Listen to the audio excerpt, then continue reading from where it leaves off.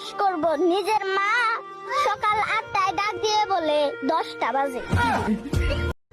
Email और Gmail चाहे कितनी भी तरक्की कर लें, पर खबर फैलाने में आज भी फीमेल सबसे आगे हैं। पत्नी ने पूछा, आप मुझे रानी क्यों बोलते हो? पति ने जवाब दिया, क्योंकि नौकरानी लंबा शब्द हो जाता है। पत्नी गुस्से से बोली, तुम्हें पता है कि मैं तुम्हें जान क्यों बोलती हूं? पति ने कहा, नहीं, बताओ तो जरा। पत्नी बोली, जानवर लंबा शब्द हो जाता है, इसलिए सिर्फ जान बोल देती हूँ। আচ্ছা বলুন তো দিদি, রবীন্দ্রনাথ ঠাকুর নোবেল কেন পেয়েছিলেন?